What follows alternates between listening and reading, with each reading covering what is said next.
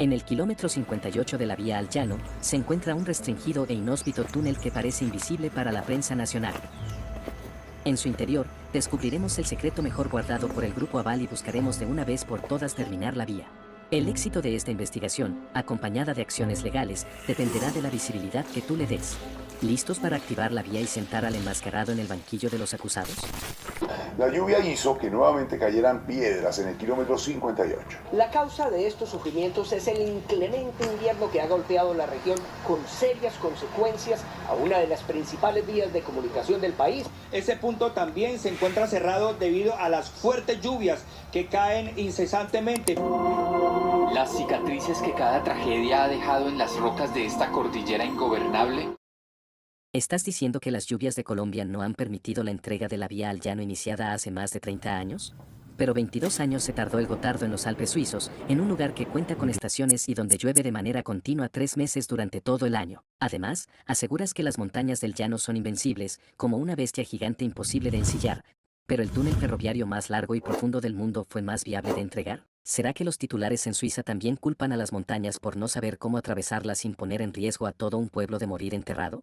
¿O será que la bestia invencible no es la montaña? Póntelas de caucho y agarra la sombrilla, las vas a necesitar para infiltrar un túnel en el que llueve por dentro, que contiene las respuestas que nos llevarán a quitarle la máscara al verdadero monstruo.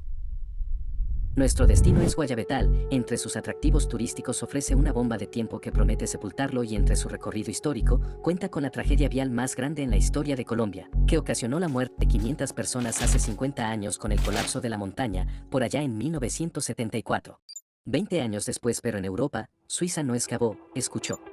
Estudió los temblores de la roca, las grietas del hielo, las corrientes de agua que filtraban dentro de la piedra durante 5 años. Solo entonces, durante otros 17, se atrevieron a atravesar una de las cordilleras más densas del planeta. Se enfrentaron a la montaña con respeto, estudiaron sus 20 capas, comprendiendo mejor su estructura, composición y cómo intervenirlas. La lluvia no fue excusa, fue variable, el derrumbe no fue tragedia, fue cálculo, el tiempo no fue retraso, fue método.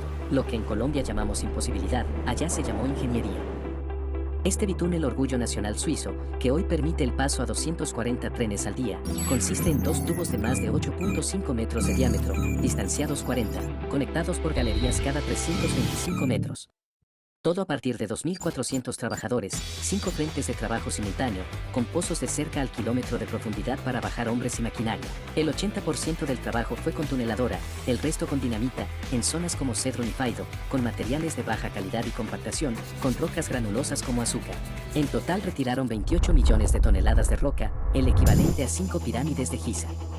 Cada metro excavado debía consolidarse al instante, anclajes, mallas metálicas, hormigón y hastiales para que la montaña no colapsara sobre quienes la perforaban.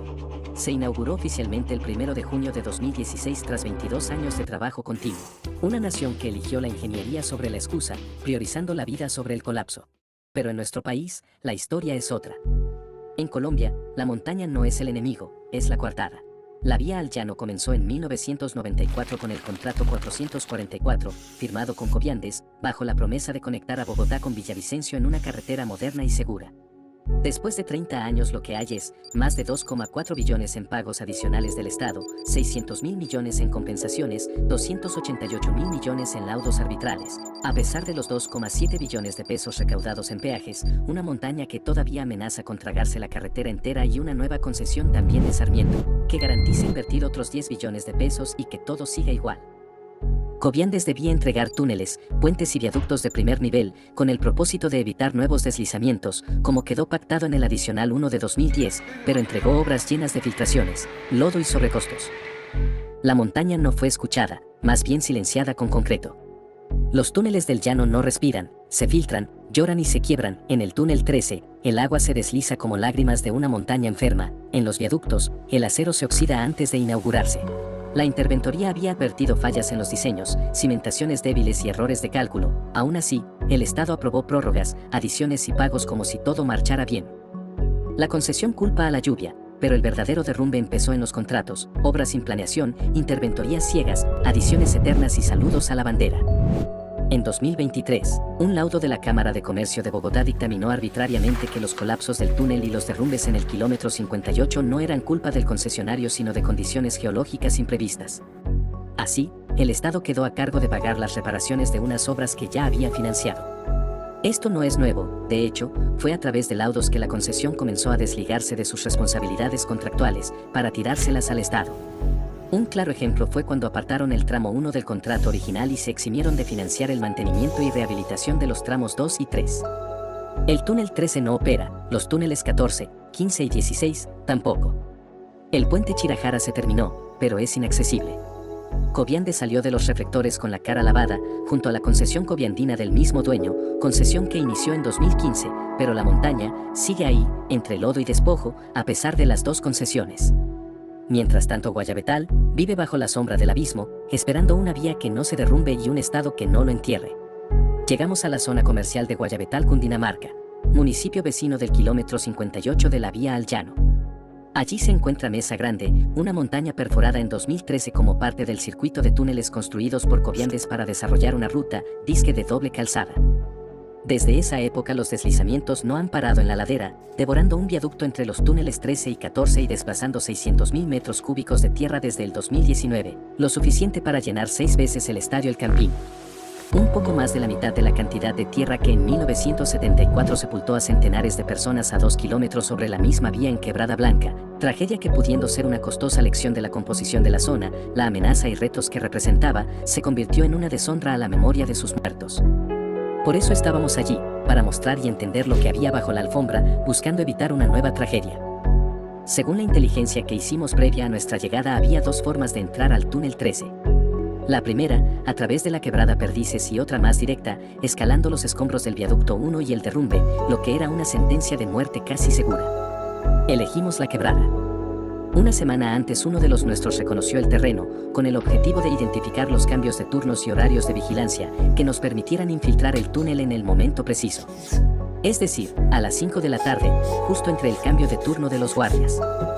Fue un cuarto de hora caminando por una caracola que hacía apenas más fácil la subida, donde nos vimos tentados a echar un chapuzón en las cristalinas aguas azul celeste de la quebrada. Sin embargo, hubiéramos arriesgado el trabajo de meses, por lo que nos resistimos.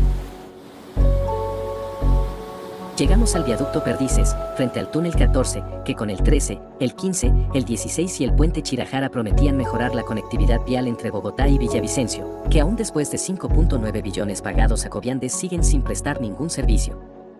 Dentro de nosotros se mezclaba un cóctel de adrenalina, emoción y miedo, una sensación increíble que coincidimos sentir frente a tantos secretos que ocultaron por más de una década. A medida que nos internamos en la oscuridad, comenzamos a notar el sonido del agua, compañera que sería el recordatorio permanente de lo que estaba sobre nuestras cabezas el resto de la aventura.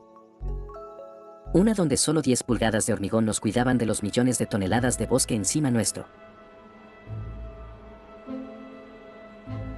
Llegamos hasta el otro lado del túnel 14 y posamos los ojos sobre el 13, el destino de nuestra investigación. La entrada al túnel estaba casi bloqueada por una gigantesca roca, en su interior una luz roja nos recibía, que sin duda no era una señal oficial, más bien era una advertencia silenciosa de un lugar que parecía conducir directo al Averno. Lo que inicialmente era un peritaje rutinario se convertía en una película de horror. Apenas se podía andar por el lodo, que impedía conocer la profundidad del suelo, tanto en la vía como en el andén. Hubiera sido bueno llevar botas, pero nadie esperaba necesitarlas en un túnel terminado no apto para cardíacos. El lodo, que resultaba de mezclar el material que bajaba por la ladera con las aguas de infiltración, dibujaban una pequeña quebrada.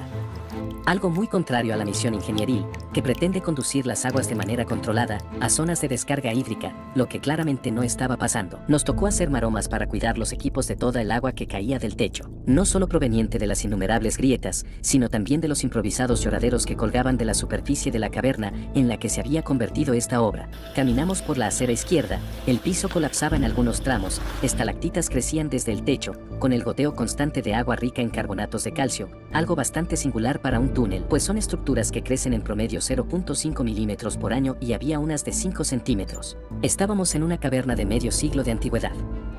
Dentro no había salidas de emergencia, pero sí varios hastiales expuestos. Estos soportes que deberían estar sosteniendo el túnel estaban al aire.